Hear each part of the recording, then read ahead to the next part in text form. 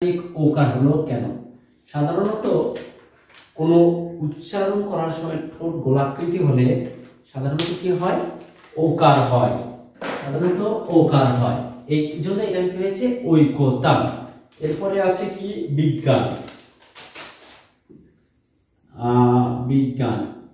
আচ্ছা, এটা কি হবে? বিগ, তারপরে গয় জফলা আকার দন্তন্য, বিজ্ঞান। বিজ্ঞান। এখন এইরকম হলো কেন? একটা কথা মনে রাখবা, এটার সমান হচ্ছে বর্গীয় জ প্লাস ইয়। বর্গীয় জ প্লাস ইয়, ইয় প্লাস বর্গীয় জ না, কিন্তু বর্গীয় জ প্লাস ইয়। এটা যদি শব্দের মধ্য থাকে, কোথায় থাকে?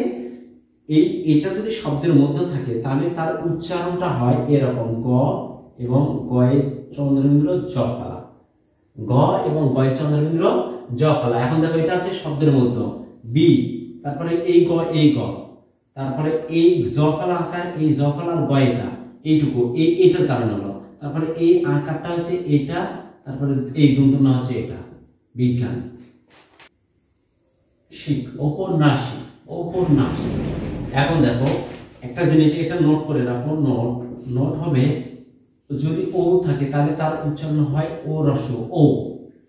আর যদি কোনো শব্দের মধ্য বা শেষে জ ফলা থাকে তাহলে সেটা দ্বিত্ব করে। কি করে? দ্বিত্ব করে। এই জন্য হয়েছে কি? দন্তন্য ডাবল। আর এই ওয় ওকারটা হয়েছে ঠোঁটটা গোলাকৃতি হয়েছে, এই জন্য এটা ওকার হয়েছে। এই জন্য ঔপন্যাসিক। আর তালবস্য আমরা জানি কি? তালবস্য থাকলে উচ্চারণের সময় দন্তস্ব থাকলে উচ্চারণের সময় তালবস্য হয়। এই জন্য এখানে দন্তস্বর পরিবর্তে তালবস্য হয়েছে।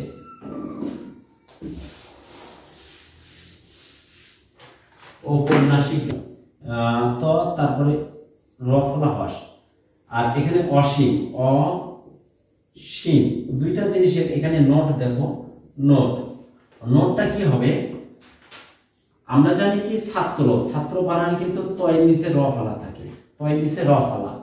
আর র ফলা থাকলে কোনো শব্দের মধ্য বা শেষে র ফলা থাকলে তার দ্বিত্ব হয়। এই জন্য কি হয়েছে?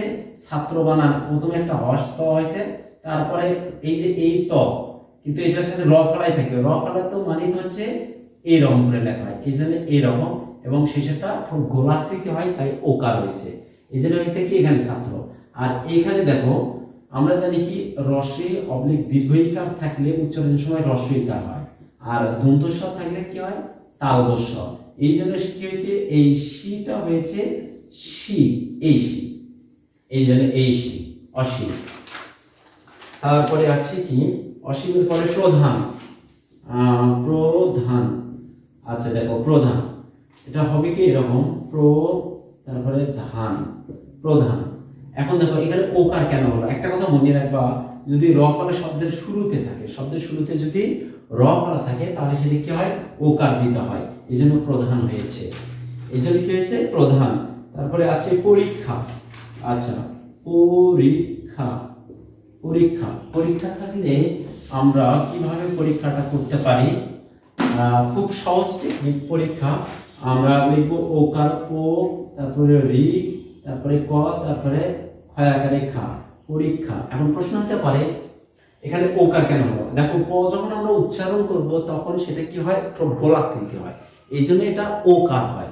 এই জন্য এটা ওকার হলো। রস্যই, নোট রস্যই অবলিক দীর্ঘইকার থাকলে, রস্যইকার অবলিক দীর্ঘইকার থাকলে সেটা কি হয়? সর্বদাই রস্যইকার উচ্চারণের ক্ষেত্রে। এখন দেখো ক্ষীয়, এই নোটের নিচে লিখি, এই ক্ষীয় যদি থাকে শব্দের মধ্য বা শেষে, কোথায় কোথায়? শব্দের মধ্য বা শেষে, তাহলে সেটার উচ্চারণ হয় ক এবং খ। প্রয়োজন বোধে ওকার হয়, প্রয়োজন বোধে আকার হয়। ঠোঁট যদি গোলাকার হয় তাহলে ওকার, আর না হলে যা কিছু তাই। এখানে দেখো ক খ হয়েছে পরীক্ষা, খা, ঠোঁট কিন্তু গোল হয়নি, খা, তার মানে এখানে আকার আছে, সেই আকার এটা পরীক্ষা। এরপরে আরেকটা কি আছে? কবি। আচ্ছা দেখো এখানে কিছু হবে না, কোনো পার্থক্য হবে না, কবি। এখন ওকার হলো কেন? এই ক উচ্চারণ করতে ঠোঁটটা গোলাকৃতি হয়েছে, এই জন্য ওকার হয়েছে। আমি আশা করি তোমরা কুমিল্লা বোর্ড 2023-এর উচ্চারণ আর তোমাদের কোনো সমস্যা হবে না। যদি সমস্যা হয় অবশ্যই ফেসবুক কমেন্টের মাধ্যমে